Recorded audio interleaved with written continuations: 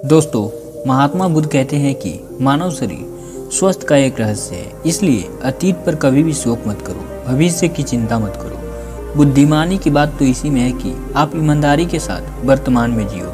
लेकिन हम में से अधिकांश लोग वर्तमान में जीना ही नहीं जानते, क्योंकि वह तो वर्तमान में जीना ही नहीं चाहते, बल्कि उन्हें तो सिर्फ अपने भूतकाल में किए गए गलती पर पश्चाताप करनी है या फिर अपने भविष्य की चिंता करनी है। लेकिन अगर आप वर्तमान में जीना चाहते हैं तो सोच कर देख लो, आपका पूरा मन और आपका पूरा शरीर पूरी तरह से स्वस्थ हो जाएगा। एक बार जब आप वर्तमान में जीने लगते हैं तो ना ही आपको अतीत बीतने का कोई दुख होता है और ना ही आने वाले भविष्य की कोई चिंता रह जाती है, बल्कि वर्तमान में चल रही आपकी सांसें भी आपको वह सुख देगी कि आप उससे पहले उस सुख को कभी भी महसूस नहीं किए होंगे। आज की इस कहानी में हम आपको कुछ ऐसी सीख देंगे कि आप अपने अतीत को और अपने भविष्य को कहीं पीछे छोड़कर अपने वर्तमान में जीना सीख जाएंगे। तो चलिए कहानी को शुरू करते हैं, लेकिन उससे पहले आप लोगों से एक छोटी सी रिक्वेस्ट है कि प्लीज़ वीडियो को लाइक करके चैनल को सब्सक्राइब कर लेना और कमेंट में नमो बुद्धाय जरूर लिखना। एक व्यक्ति अपनी ज़िंदगी से बहुत ही ज़्यादा दुखी और परेशान था। वह एक पहाड़ की चट्टान पर बैठकर रो रहा था। तभी उसी पहाड़ी से होकर एक बौद्ध भिक्षु गुजर रहे थे। जब बौद्ध भिक्षु ने उस युवक को रोता हुआ देखा, तब वो उसके पास गए और उससे पूछे कि क्या तुम यहाँ से कूदकर अपनी जान देने वाले हो? यह सुनकर लड़का कहता है कि आपने बिल्कुल सही कहा, लेकिन आपको उससे क्या? मेरा जीवन, मेरा शरीर, मैं इसके साथ जो चाहूँ वह कर सकता हूँ। तब बौद्ध भिक्षु उससे कहते हैं कि तब तुम अभी तक यहाँ रो क्यों रहे हो? जब तुम्हें यह करना ही है तो तुम ऐसे बैठकर रो क्यों रहे हो? इस बात को सुनकर वह लड़का थोड़ा सा क्रोधित हो जाता है और उस बौद्ध भिक्षु से कहता है कि देखिए महाराज, मैं जो करने आया हूँ मैं तो वह करूँगा ही, लेकिन आपको इसमें दखल अंदाजी करने की कोई ज़रूरत नहीं। इतना कहकर वह लड़का फूट फूट कर रोने लगता है। तब बौद्ध भिक्षु उससे कहते हैं कि क्या तुम सब कुछ छोड़ कर आए हो या अपने साथ कुछ लेकर भी आए हो? तभी वह व्यक्ति कहता है कि महात्मा, मैं अपना सब कुछ छोड़ कर आया हूँ, मेरे पास अब खोने के लिए कुछ भी नहीं बचा है, तब मैं जीकर क्या करूँगा? यह सुनकर वह बौद्ध भिक्षु उससे कहते हैं कि यदि ऐसा है तो तुम अपने सर पर यह बोझ लिए क्यों ढो रहे हो? बौद्ध भिक्षु के इस बात को सुनकर वह व्यक्ति थोड़ा सा आश्चर्यचकित हो जाता है और उनसे कहता है कि गुरुवर, कौन सा बोझ? मैं कौन सा बोझ लेकर ढो रहा हूँ? मेरे हाथ तो बिल्कुल खाली हैं और मेरे पास कुछ है भी नहीं। यह सुनकर बौद्ध भिक्षु उससे कहते हैं कि तुम्हारी सांसें भी ठीक से नहीं चल रही है। तुम आए तो हो यहाँ दुनिया को छोड़ने और फूट फूट के रोए भी जा रहे हो। एक खाली इंसान कभी भी ऐसा नहीं करता। एक कंगाल इंसान जिसके पास खोने के लिए कुछ भी न बचा हो, वह भला रोएगा क्यों? यह सुनकर व्यक्ति और भी क्रोधित हो जाता है और उनसे कहता है कि आपको इससे क्या मतलब? तभी वह बौद्ध भिक्षु उस व्यक्ति से कहते हैं कि क्या तुमने कभी भी अपने अंदर झांकने की कोशिश की है? तुमने कितना बोझ उठाया हुआ है? तुम अपने इन दोनों कंधों पर और कितना बोझ उठाकर उसे ढोते रहोगे? तुम इन बोझों को और कितना ढोओगे? अब तुम इन बोझ को यहीं पर उतार दो, थोड़ा सा हल्का हो जाओ। कब तक इन बोझों को ऐसे ही ढोते रहोगे? जैसे ही उस व्यक्ति ने बौद्ध भिक्षु के मुख से यह सारी बातें सुनी, वह तुरंत ही बौद्ध भिक्षु के चरणों में गिर गया और उनसे कहने लगा कि हे गुरुवर, अभी तक कोई भी मुझे समझ नहीं पाया। यहाँ से कई लोग आए और चले भी गए, लेकिन किसी ने भी मुझसे यह सब बातें नहीं कही। आपने तो मेरे मन की बात पढ़ ली, यहाँ तक कि मेरे घर वाले भी मुझे समझ नहीं पाए, लेकिन आपने तो एक बार में ही मुझे पूरी तरह से पढ़ लिया। इतना कहकर वह व्यक्ति उस बौद्ध भिक्षु से कहता है कि क्या आप मेरी इन समस्याओं का समाधान कर सकते हैं? तब बौद्ध भिक्षु कहते हैं कि कहाँ है तुम्हारी समस्या? यह सुनकर व्यक्ति कहता है कि समस्या मेरे घर पर है, चलिए महाराज, मेरे साथ चलिए। यह सुनकर वह महात्मा उससे कहते हैं कि नहीं, समस्या तुम्हारे घर पर नहीं, तुम्हारे ही अंदर है। इतना सुनने के बाद वह व्यक्ति कहता है कि नहीं नहीं गुरुवर, समस्या मेरे घर पर ही है, आप चलिए तो सही। वह बौद्ध भिक्षु उस व्यक्ति को समझाते हुए कहते हैं कि समस्या तुम्हारे घर पर नहीं, तुम्हारे ही अंदर है, क्या तुमने कभी भी अपने अंदर झांकने की कोशिश नहीं की है? सारी समस्याएं तुम्हारे भीतर ही है और जब तक तुम उनका समाधान नहीं करोगे तब तक तुम्हें हर जगह सिर्फ समस्या ही समस्या नजर आएगी। और यदि समस्या तुम्हारे घर पर होती तो तुम इस पहाड़ की चोटी पर क्या कर रहे हो? तुम तो कह रहे थे कि तुमने अपना सब कुछ छोड़ दिया है, अपना घर बार, अपना परिवार, अपना सगा संबंधी। यदि तुमने यह सारी चीजें छोड़ दी तो तुम्हारी समस्या भी वहीं छूट गई। तो तुम फिर भला इतने परेशान क्यों हो? उस बौद्ध भिक्षु के मुख से यह सारी बातें सुनकर वह व्यक्ति कहता है कि हे गुरुवर, आप सही कह रहे हैं, मैं आपकी बातों को समझ पा रहा हूँ। कमी मेरे ही अंदर है, मैं किसी काम का नहीं। मैं जब भी कोई काम करने जाता हूँ तो सब बिगाड़ देता हूँ। मेरे हाथों से सारे काम बिगड़ जाते हैं। मैंने आज तक कोई भी काम ढंग का नहीं किया। मेरी तो किस्मत ही खराब है।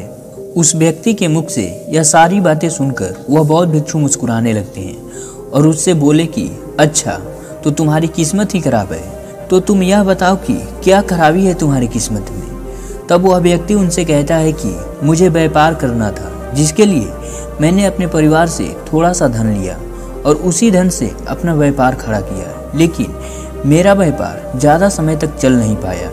शुरू में मेरे परिवार वालों ने मेरा बहुत साथ दिया, लेकिन धीरे धीरे मेरे व्यापार में नुकसान होने लगा, जिससे मेरे परिवार वाले मुझसे नाराज रहने लगे और मुझसे दूर होते चले गए। मैं चाहता तो था कि मैं अपना व्यापार करूं और अपने व्यापार से धन कमाऊं और अपने परिवार को अच्छे से पालन पोषण करूं, उनका अच्छे से ख्याल रखूं, उन्हें हर वह सुख सुविधा दे सकूं जो वो चाहते हैं। यह सब मैं उन्हीं के लिए तो कर रहा था, लेकिन वे लोग मुझे समझ ही नहीं पाए और मुझे ही इन सब का जिम्मेदार ठहराते हैं। और मुझे भी यही लगता है कि मैंने ही गलत किया, क्योंकि मेरा एक मित्र है और उसने भी मेरे साथ ही व्यापार शुरू किया था और उसका व्यापार बहुत अच्छा चल रहा है। वह जब भी मुझसे मिलने मेरे घर आता था तो वह मुझसे अपने अच्छे व्यापार के बारे में बताया करता था। वह हमेशा ही कहता था कि किस तरह से उसने अपने व्यापार को खड़ा किया और उसे चलाने में सक्षम भी है, किस तरह से उसने भी अपनी जी जान लगाकर मेहनत की और अपने व्यापार को उन ऊंचाइयों तक ले गया। उसे देखकर मेरे परिवार वाले भी कहा करते कि देख, वह तेरा ही मित्र है, उसने अपने व्यापार को कहां से कहां पहुंचा दिया और एक तू है जो हमारी जमा पूंजी को भी डुबा दिया। तू किसी काम का नहीं, तुझसे कुछ नहीं होगा। इन सब तानों को सुनकर मैं बहुत ही परेशान हो गया था, इसलिए मैंने इन सब तानों के जवाब देने के लिए मैंने कर्ज लेके फिर से व्यापार शुरू किया, लेकिन वहाँ पर भी मुझे मुंह की खानी पड़ी। मेरा व्यापार पूरी तरह से डूब गया। अब नौबत यहाँ तक आ गया कि मेरा घर गिरवी पड़ा हुआ है। अब आप ही बताएं, ऐसी हालत में मैं क्या करूं? तब बौद्ध भिक्षु कहते हैं कि तुम्हें पता है तुम्हारा मित्र तुम्हारे पास क्यों आता था? तभी वह व्यक्ति कहता है कि हाँ, मुझे अच्छी तरह से पता है कि वह मेरे पास क्यों आता था। वह मेरे परिवार वालों के सामने मुझे नीचा दिखाने आता था, मुझे छोटा महसूस कराने आता था। वह यह जताना चाहता था कि वह मुझसे व्यापार में कई गुना श्रेष्ठ है। वह चाहता था कि मैं उसकी सफलता को देखकर दुखी रहूं, परेशान रहूं। तभी उस व्यक्ति की बातों को सुनकर वह बौद्ध भिक्षु कहते हैं कि क्या तुम उसके व्यापार को देखकर दुखी रहते थे? इस पर वह व्यक्ति कहता है कि हाँ, इतना अच्छा उसने व्यापार खड़ा किया, सफल हुआ और मेरा व्यापार पूरी तरह से चौपट हो गया। यह देखकर मुझे दुख तो होगा ही, मेरे मन में जलन तो होगी ही। यह सुनकर वह बौद्ध भिक्षु कहते हैं कि तुम्हें दुख किस बात की थी, तुम्हारी असफलता का या फिर तुम्हारे दोस्त की सफलता का? तभी वह व्यक्ति कहता है कि मेरी असफलता का उतना दुख मुझे नहीं था, पर उसकी सफलता का मुझे ज़्यादा दुख पहुंचता था। मेरे मन में जलन का भावना उत्पन्न होती थी, मैं मन से उसे ईर्ष्या किया करता था। इस पर वह बौद्ध भिक्षु कहते हैं कि इसका मतलब यह है कि अगर तुम्हारा मित्र भी असफल हो जाता तो तुम्हें खुशी होती। यह सुनकर वह व्यक्ति कहता है कि हाँ, मुझे बहुत बड़ी खुशी होती। अगर वह भी असफल हो जाए तो, अगर उसका व्यापार भी चौपट हो जाए तो। यह सुनकर वह बौद्ध भिक्षु कहते हैं कि इसका मतलब यह है कि तुम्हारी खुशी तुम्हारे मित्र पर निर्भर करती है। यदि वह चाहे तो वह तुम्हें खुश कर दे और यदि वह चाहे तो वह तुम्हें दुखी कर दे। तुम अपने मन से ना तो खुश रह सकते हो और ना ही दुखी। तुम तो अपने मित्र के गुलाम बन चुके हो।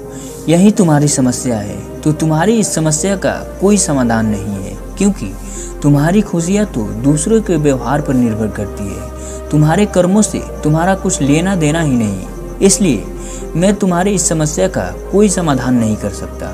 यह सुनकर व्यक्ति कहता है कि हे गुरुवर, ऐसा मत कहिए। मुझे आपसे बहुत आशा है, बहुत उम्मीद जुड़ी है, क्योंकि आप ही ऐसे व्यक्ति हैं जिसने मेरे अंदर के तकलीफ़ों को पढ़ा है, समझा है। मैं आपसे विनती करता हूँ कि कृपया आप मेरी इस समस्या को सुलझाइए।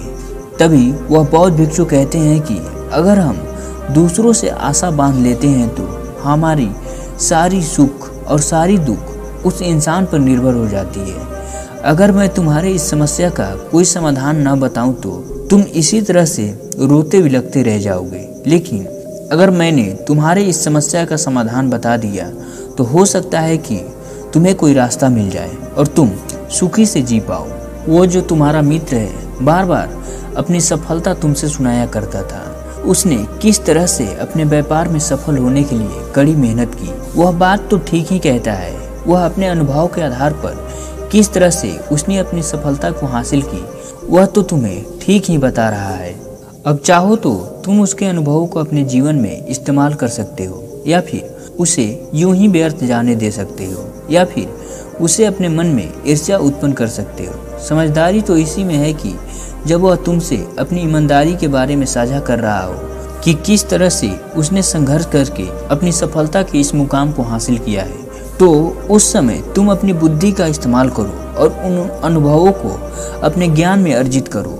और इस बात पर तुम्हें तो खुश होना चाहिए कि तुम्हें अपनी सफलता के लिए जिन अनुभवों को होना चाहिए वह तुम्हारे मित्र से मुफ्त में ही मिल रही है।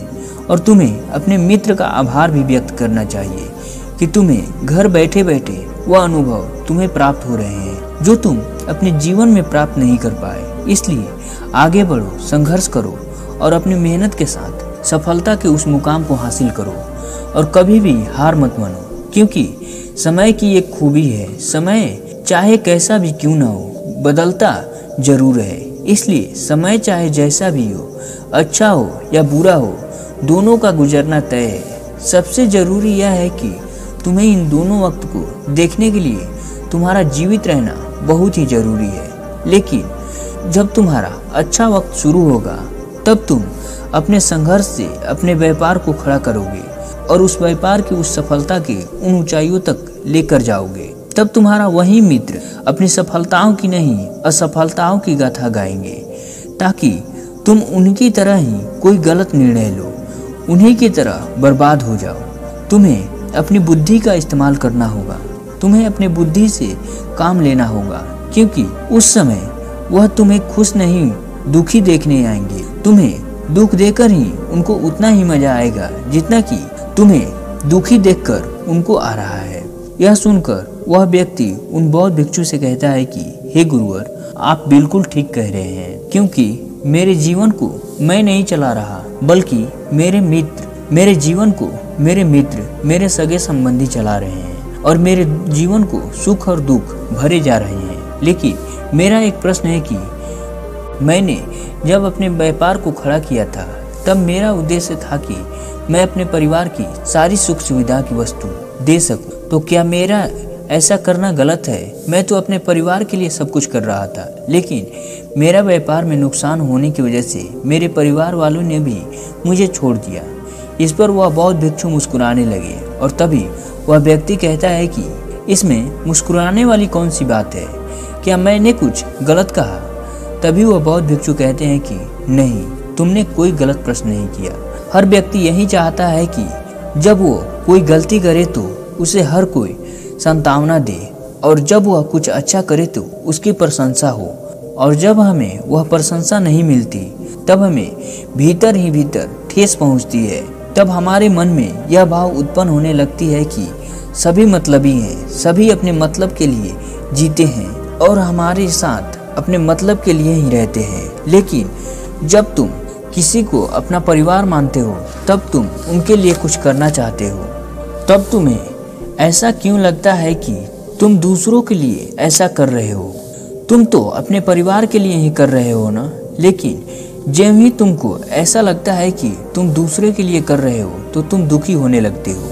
लेकिन जब तुम्हें ऐसा लगेगा कि तुम अपने परिवार के लिए कर रहे हो तो तुम्हें एक अजीब सी खुशी का एहसास होगा और तुम पूरी ऊर्जा और पूरी एकाग्रता के साथ उस काम में अपना सारा समय लगा दोगे। और जब तुम इस सोच के साथ यह काम करोगे तो तुम्हें किसी की भी संतावना की जरूरत नहीं पड़ेगी। तभी वह व्यक्ति उन बौद्ध भिक्षु से कहता है कि हे गुरुवर, मुझे आपकी बातें पूरी तरह से समझ में आ गई। मेरे जीवन के सुख और दुख का राज पहले दूसरों के हाथों में था, जो आपके अनुसार मेरे जीवन में सुख और दुख भर दिया करते थे। लेकिन मैं अपने जीवन का सारा सुख और दुख अपने हाथ में रखूंगा, फिर चाहे अच्छी हो या बुरी, मैं कभी भी हार नहीं मानूंगा। फिर वह व्यक्ति कहता है कि हे गुरुवर, मैं आपकी सारी बातों को समझ गया, लेकिन क्या आप मुझे कुछ ऐसी बातें बता सकते हैं जिससे कि मैं अपने मुश्किल समय में भी शांत रहूं और धैर्यपूर्ण से जी सकूं? यह सुनकर वह बौद्ध भिक्षु उसे छोटा सा बक्सा देते हैं और उससे कहते हैं कि यह मेरा बहुत ही करीबी है और इस बक्से को तुम तभी खोलना जब तुम्हें लगे कि अब कोई रास्ता नहीं बचा है। यह दुनिया पूरी तरह से व्यर्थ है, यहाँ जीने का कोई भी मतलब नहीं, यह जीना ही व्यर्थ है। तब तुम इस बक्से को खोलना। वह बक्सा लेकर वह व्यक्ति अपने घर को लौट आता है और इस बार फिर से वह अपना व्यापार शुरू करता है और इस बार उसका व्यापार चल पड़ता है। उसका व्यापार चलने के कारण उसके परिवार भी उसके साथ आ चुका था। उसने सारी सुख सुविधाएं हासिल कर ली थी। वह तो ना ही भूतकाल का रोना रोता था और ना ही भविष्य की चिंता करता था। वह तो केवल अपने वर्तमान को ही और भी बेहतर बनाने की कोशिश में लगा रहता था। लेकिन समय हमेशा एक जैसा नहीं रहता, समय हमेशा बदलता ही रहता है। जिस तरह से बुरा समय हमेशा बुरा नहीं रहता, ठीक उसी तरह से अच्छा समय हमेशा अच्छा ही नहीं रहता। और इसी प्रकार उस व्यक्ति के जीवन में भी ऐसे समय आए जिससे कि उसका अच्छा समय गुजर गया और जिस राज्य में वह रहता था उस राज्य पर पड़ोसी राज्य ने हमला कर दिया। राज्य पूरी तरह से बर्बाद हो चुका था। उसका व्यापार भी पूरी तरह से चौपट हो गया था, जिसकी वजह से उसे दर दर की ठोकरें खानी पड़ी। उसे दूसरे जगह पलायन करना पड़ा। उसके पास खाने पीने के लिए कोई भी चीज, कोई भी वस्तु नहीं बची। भूख के मारे उसके माता पिता ने दम तोड़ दिए। वह अपनी पत्नी, छोटे भाई और अपने दोनों बच्चों को लेकर इधर उधर भटकता रहा। उसके दोनों बच्चे बीमार पड़ गए थे और उसके इलाज के लिए भी पैसे नहीं थे। तब उसे एहसास होने लगा कि उसका यह जीवन जीना व्यर्थ है, उसके लिए यह दुनिया भी व्यर्थ है। जो कुछ भी बातें बौद्ध भिक्षु ने मेरे से कही थी वह सब बातें भी व्यर्थ है। आज मेरे पास जीने का कोई मकसद ही नहीं है। उन बौद्ध भिक्षु ने मुझसे जो कुछ भी कहा था वह सारी बातें व्यर्थ है। अंततः इस दुनिया से जाना ही मेरे लिए अच्छा है। फिर इतना मेहनत करने का और उन ऊंचाइयों पर जाने का क्या फायदा? आखिर में मरना तो एक दिन सबको है। अब तो मेरा मरना ही अच्छा होगा। अगर मैंने उन दिन हिम्मत करके अपना जीवन त्याग दिया होता तो आज यह दिन देखने नहीं पड़ते। वह यह सब सोच ही रहा था कि तभी उसकी नज़र उस बक्से पर पड़ी जो उसे उन बौद्ध भिक्षु ने दिया था। जब उस व्यक्ति ने उस बक्से को खोला तो उसने देखा कि उसमें एक पर्ची पड़ी हुई थी जिस पर लिखा था कि आपकी नई जिंदगी की शुरुआत कहीं से भी हो सकती है। भले ही आपके पास सोने के सिक्के ना हो, पर आपके पास हिम्मत होनी चाहिए जिसके बदौलत आप अपने जीवन में अवश्य ही कुछ कर लेंगे। उस पर्ची को पढ़ने के बाद उस व्यक्ति के मन में फिर से आशा की एक नई किरण ने जन्म लिया। उस व्यक्ति ने फिर से अपने जीवन में हिम्मत बांधी ताकि वह अपने जीवन को फिर से उन ऊंचाइयों को प्राप्त कर सके।